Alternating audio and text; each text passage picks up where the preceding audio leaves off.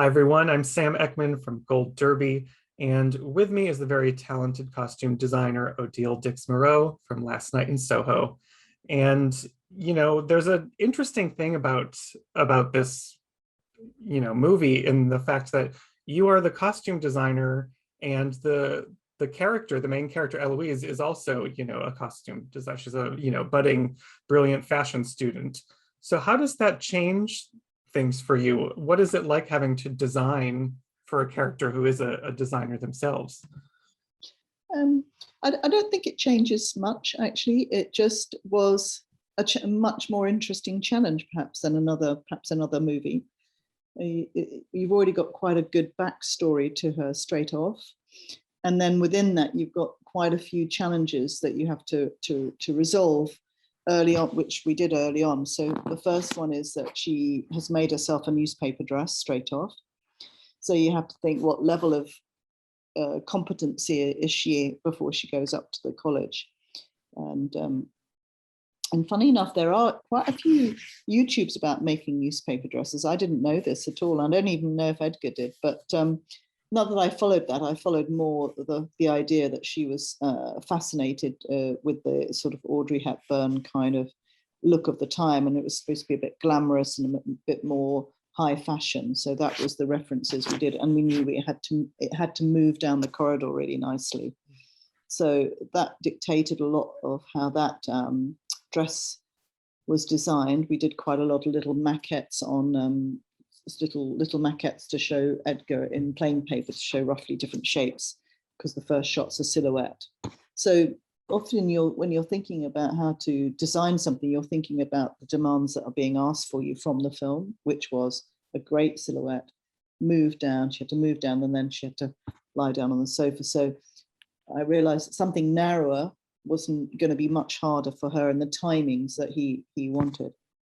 And then the next challenge was, obviously she comes up to London, we had to make her look a bit homemade, and then she has to design a dress which she is inspired by from going back in the 60s.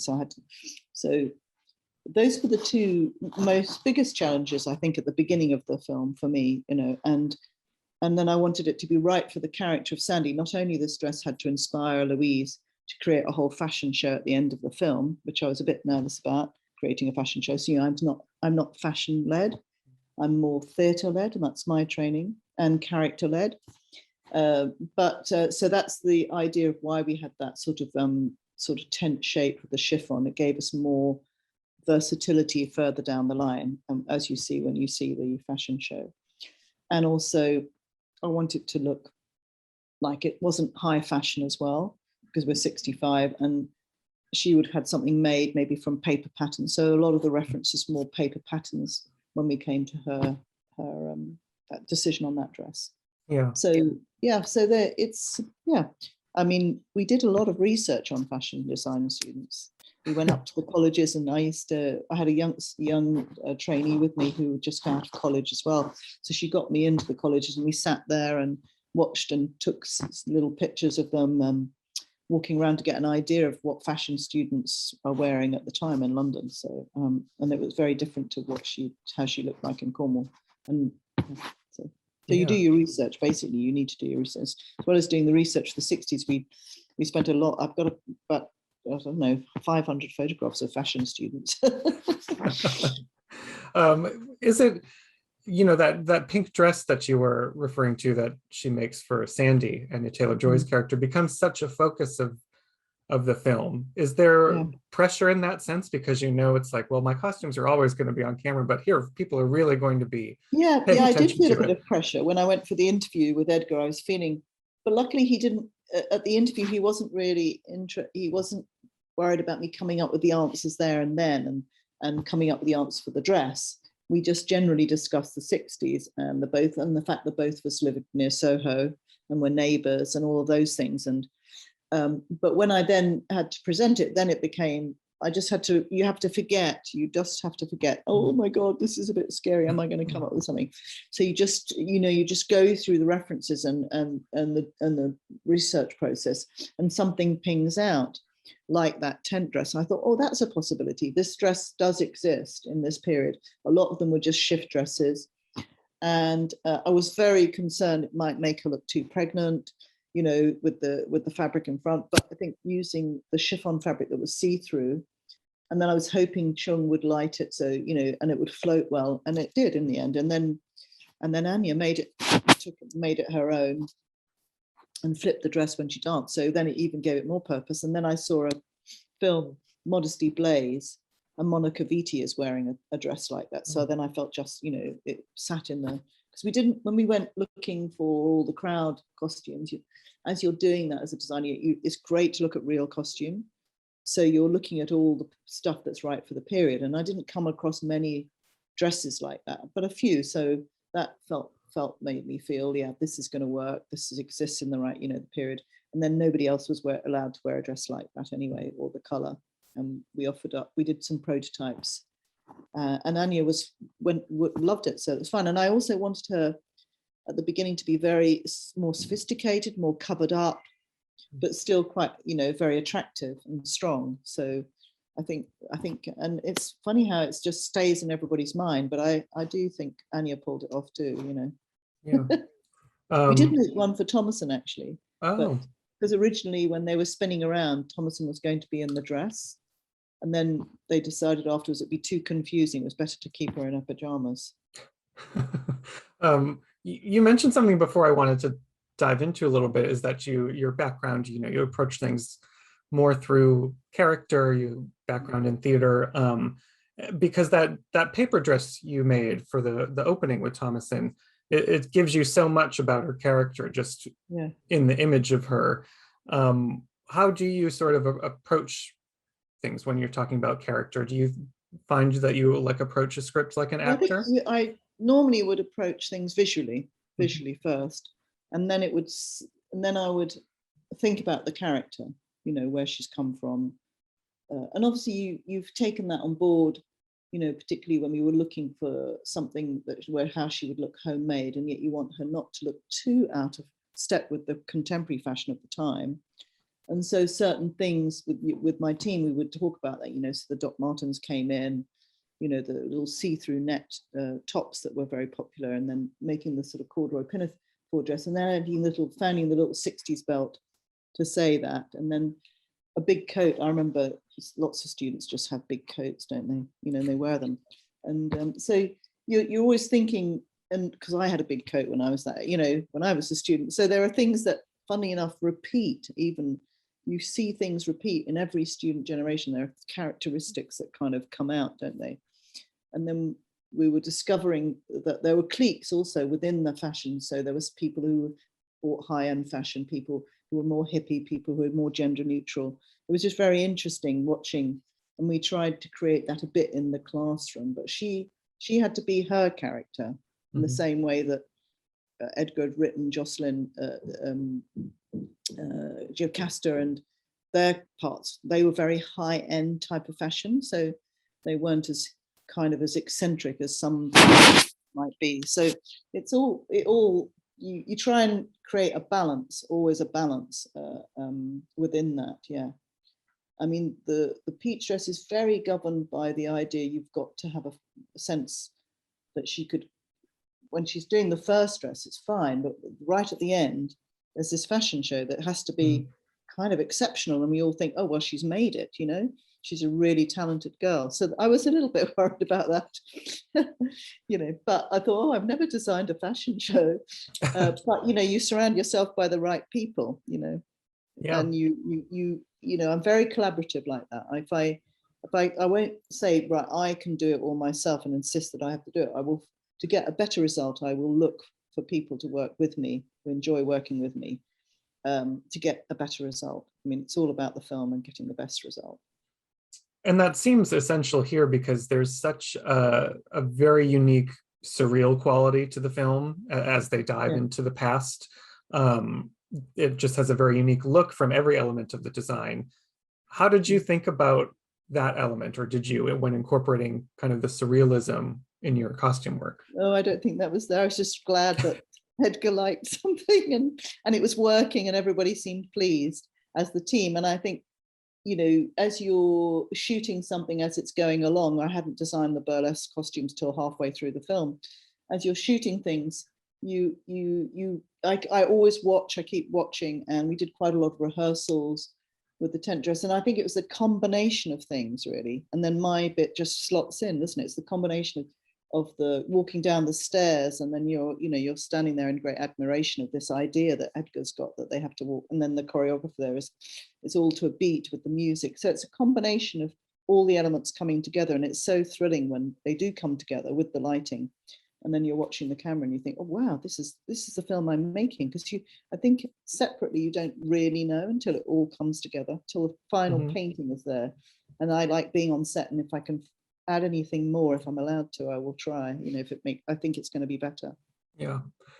And you spoke of working in terms of character before, and you know, separate from thinking about who these women are, there's also their mental state during the film, because both Anya and Thomasin's characters are sort of unraveling.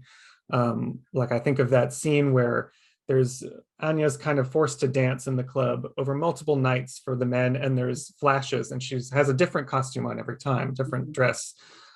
How did you approach like charting their mental sort of deterioration? With Anya, it was very much about the period, and also how much flesh she would show.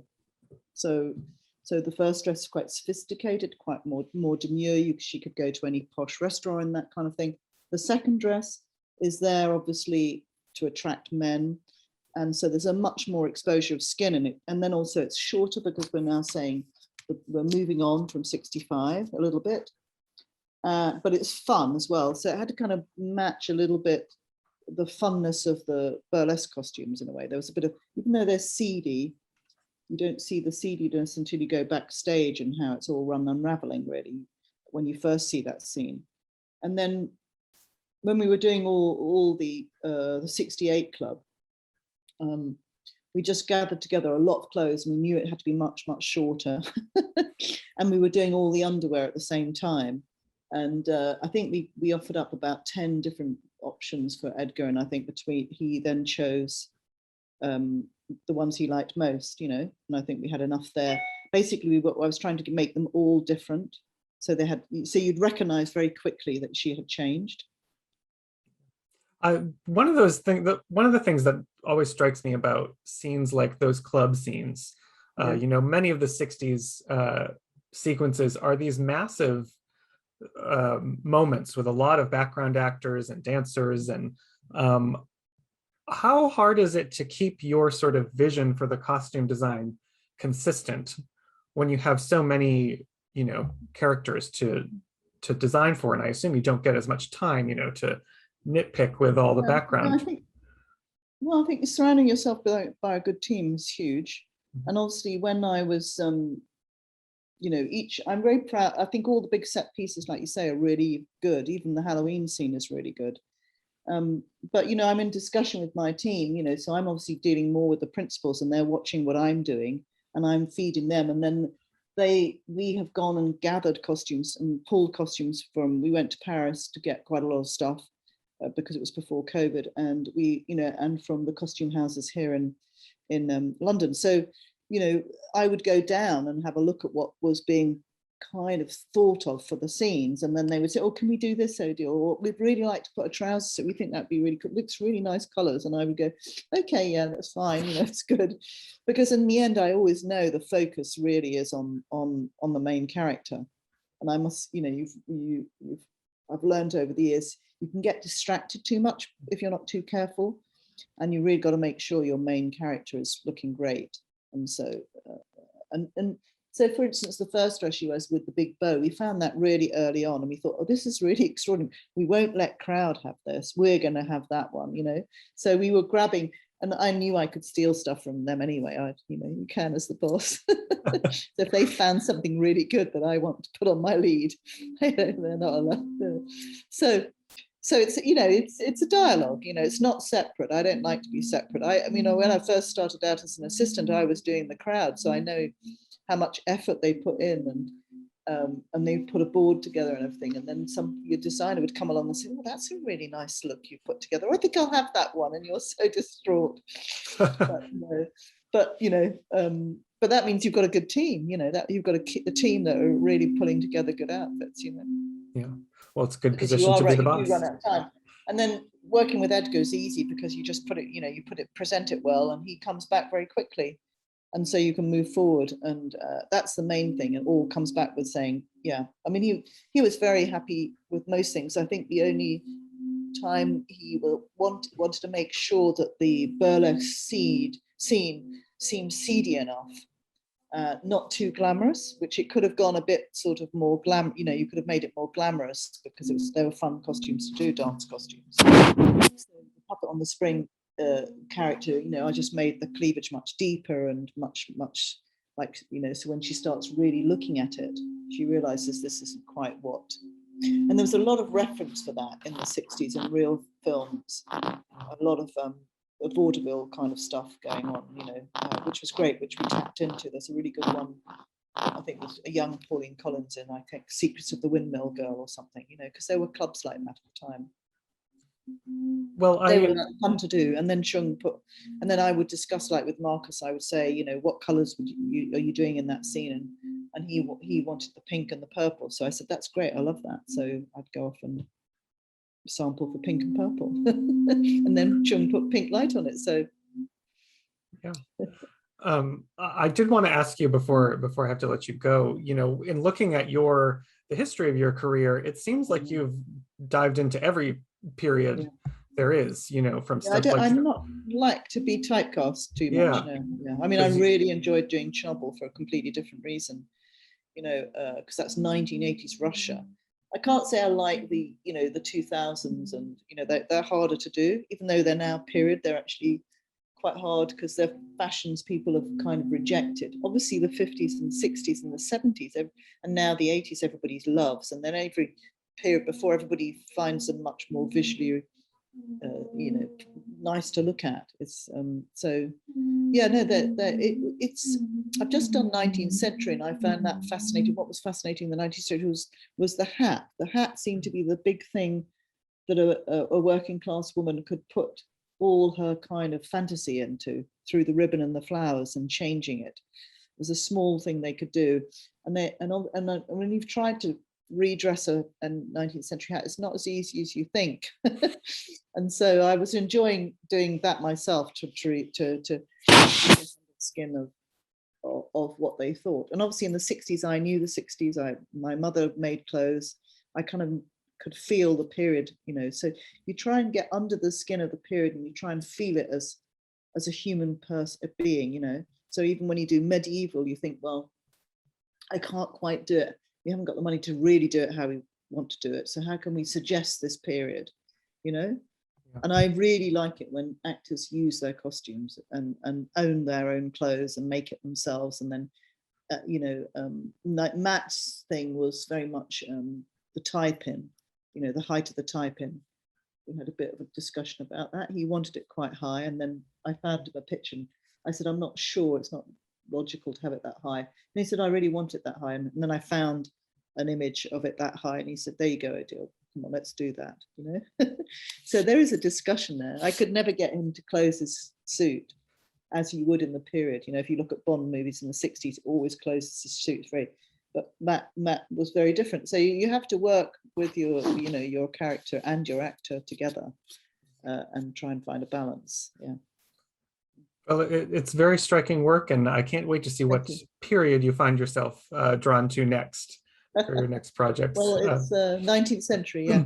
It's great. Oh no, actually no, I've just done 50s as well. Yeah. So. Well, it's great, great talking to you. Everyone who's out there watching, make sure you subscribe to Gold Derby. And Odile, thank you so much. Yeah, take care. Bye.